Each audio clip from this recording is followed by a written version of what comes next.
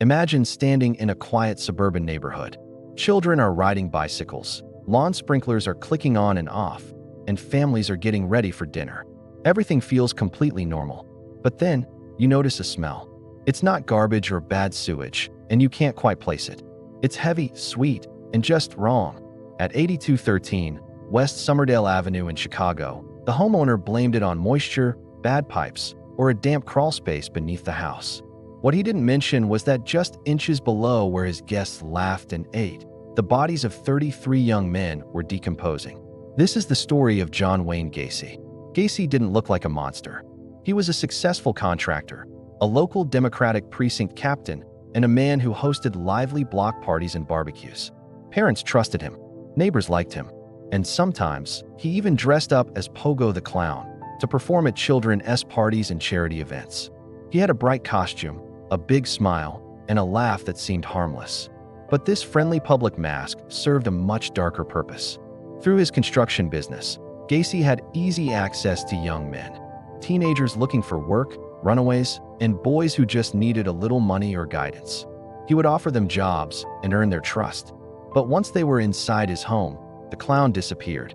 Inside, Gacy used a simple but terrifying trick. He'd show his victims a pair of handcuffs and challenge them to see if they could escape. Once the cuffs were on, they never came off. What followed was methodical, controlled, and calculated. Most of his victims were strangled. Afterward, Gacy would drag their bodies into the crawl space beneath his home.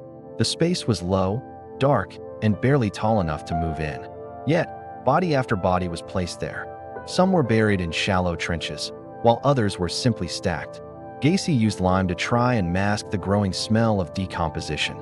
And all the while, life continued right above them. Dinners were hosted, music played, and children laughed. The house didn't scream, it whispered. For years, young men kept going missing in the area. The police noticed patterns, but they had no concrete evidence to connect the cases.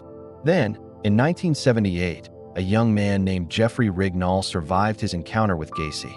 Rignall described being abducted, tortured, and left for dead, and he identified John Wayne Gacy as his attacker. For the first time, police had a credible witness. Surveillance was placed on Gacy's home. Officers followed him and watched his every move.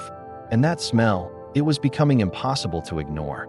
Officers later admitted they suspected the horrifying truth long before they had proof. The mask wasn't just slipping, it was rotting away. When police finally excavated the crawl space, they didn't just find a single victim. They found dozens. Body after body was carefully recovered from beneath the home. More victims were found dumped in nearby rivers. The total number would eventually reach 33. The entire neighborhood stood in disbelief. This wasn't just a crime scene. It was a graveyard disguised as a family home. John Wayne Gacy was arrested, tried, and convicted. He was executed in 1994, but the story didn't end there. Decades later, the echoes of his crimes remain. Some victims were buried without names, listed only as John Doe. As recently as 2021, advances in DNA technology have continued to identify Gacy's victims, finally giving their families some answers after decades of silence and uncertainty. John Wayne Gacy is gone, but his house still echoes, not with laughter or music, but with unanswered questions, with names that took decades to recover, and with the chilling reminder that sometimes evil doesn't announce itself. Sometimes it lives right beneath the floor. Thanks for watching.